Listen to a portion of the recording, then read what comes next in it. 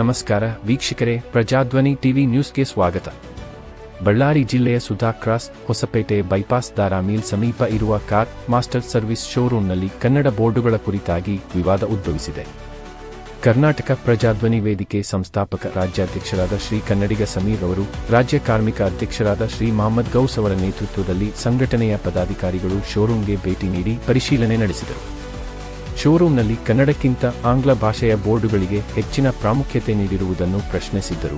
ಕರ್ನಾಟಕದಲ್ಲಿ ಕನ್ನಡಕ್ಕೆ ಕಾನೂನುಬದ್ಧವಾಗಿ ನಿಗದಿಪಡಿಸಿದ ಪ್ರಮಾಣದ ಆದ್ಯತೆ ನೀಡಬೇಕು ಎಂದು ಆಗ್ರಹಿಸಿದೆ. ಸಂಸ್ಥಾಪಕ ರಾಜ್ಯಾಧ್ಯಕ್ಷರು ಆಗಿರುವಂತಹ ಶ್ರೀ ಕನ್ನಡಿಗ ಸಮೀರ್ ಅವರು ಮಾತನಾಡಿ, ಕನ್ನಡ ಪದಗಳನ್ನು ಕೇವಲ ಫ್ಲೆಕ್ಸ್ ಪೇಪರ್ನಲ್ಲಿ ಹಾಕಿದ್ದೀರಾ ಮತ್ತು ಆಂಗ್ಲ ಪದಗಳನ್ನು ಲೈಟಿಂಗ್ ಪ್ಲಾಸ್ಟಿಕ್ ಬೋರ್ಡುಗಳಲ್ಲಿ ಪ್ರದರ್ಶಿಸಿರುವುದು ಸರಿಯಲ್ಲ ಎಂದು ಹೇಳಿದರು. ಈ ಬಗ್ಗೆ ಸಂಬಂಧಪಟ್ಟವರಿಗೆ 15 ದಿನಗಳ ಗಡುವು ನೀಡಲಾಗಿದೆ.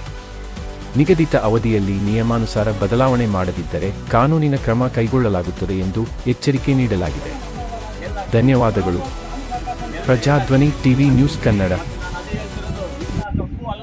ವ್ಯತ್ಯಾಸ ಗೊತ್ತಿದೆ ತಾನೇ? ಇದು ಎಂಟ್ರೆನ್ಸ್ ಅಲ್ವಾ? ಎಂಟ್ರಿ ಪಾಯಿಂಟ್ ಬಂದ ಮೇಲೆ ಮೇನ್ ಬೋರ್ಡ್ ಇದೆ ಬರುತ್ತೆ. ಅದನ್ನೇ ಸರ್ ನಾವೇನು ಹೇಳ್ತಾ ಇದ್ದೀವಿ, ಮೇನ್ ಬೋರ್ಡ್ ಇದು ಬರುತ್ತೆ. ಅಲ್ಲಿ ಸರ್ವಿಸ್ ಕೂಡ ಹಾಕಿರಲ್ಲ, ಅಲ್ಲಿ ಕನ್ನಡ ಇಲ್ವಾ? ಅದು ಕರೆಕ್ಟ್. ಮತ್ತೆ ಕನ್ನಡ ಹಾಕ್ಬೇಕು. ಇಲ್ಲಿ ಸರ್ವಿಸ್ ಇದೆಯಲ್ಲ, ಇದು ಕೂಡ ಹಾಕ್ಬೇಕು. ಇದು ಮೇನ್ ಸ್ಟೈಲ್ ಕೊಟ್ಟು ಇದಕ್ಕೆಲ್ಲ ಪೇಪರ್ ಅಲ್ಲಿ ಹಾಕ್ಸಿದ್ರೆ ಯಾವ ಕಲರ್ ಡಿಮ್ ಆಗುತ್ತೆ? ಅರಿಲ್ಲ, ನಾನು ಅರಿತೀನಿ. ಅದಕ್ಕೆ ನೀವು ಮರ್ಯಾದೆ ಕೊಟ್ಟಿಲ್ಲ ಅಂತಂದ್ರೆ ನಾನು ಅರಿತೀನಿ, ಅದು ಕೂಡ ಮುರಿತೀನಿ. ನೀವು ಅದಕ್ಕೆ ಮರ್ಯಾದೆ ಕೊಡ್ತೀರಾ, ಇದಕ್ಕೆ ಮರ್ಯಾದೆ ಕೊಡ್ತೀರಾ? ನೀವು ಡಿಮ್ ಆಗಿದ್ರೆ ನೀವು ಹೇಳ್ಬೋದು, ಡಿಮ್ ಆಗಿಲ್ಲ ಏನಕ್ಕಾಗಲ್ಲ. ಬಿಸಿಲು ಹೊಡೆದ್ಮೇಲೆ ಅದೇ ಆಗುತ್ತೆ. ಮತ್ತೆ ನೀವು ಇಂಗ್ಲಿಷ್ ಅಲ್ಲಿ ಹಾಕಿರಲ್ಲ, ಅದಕ್ಕೆ ಯಾಕೆ ಕ್ರೌಡ್ ಅಲ್ಲಿ ಹಾಕ್ತೀರಾ? ಕನ್ನಡಿಗ ಸಮೀರ್ ಅಂತ, ಕರ್ನಾಟಕ ಪ್ರಜಾಧ್ವನಿ ವೇದಿಕೆ ಸಂಸ್ಥಾಪಕ ರಾಜ್ಯಾಧ್ಯಕ್ಷರು. ಇವತ್ತು ದಾರಾ ಮಿಲ್ ಹತ್ತಿರ ಕಾರ್ ಮಾಸ್ಟರ್ಸ್ ಅಂತ ಕಾರ್ ಶೋರೂಮಿಗೆ ಭೇಟಿ ಕೊಟ್ಟಿವಿ.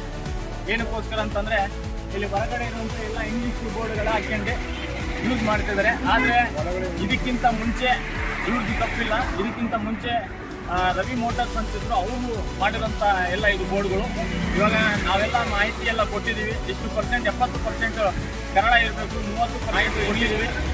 1 ವೀಕ್ ಗಡುವು ಕೇಳ್ತಿದ್ರೆ, ಆಮೇಲೆ ಅದು ತೆಗೆದಿಲ್ಲ ಅಂತಂದ್ರೆ ನಮ್ಮ ಸಂಘಟನೆ ಹೋರಾಟವನ್ನು ಮಾಡಿ ಇದು ಕಿತ್ತು ಬಿಸಾಕುವಂತ ಕೆಲಸ ಈ ನಮ್ಮ ಸಂಘಟನೆ ಮಾಡುತ್ತಂತ ನಾನು ಹೇಳಕ್ ಇಷ್ಟಪಡ್ತೀನಿ ಸ್ನೇಹಿತರೆ.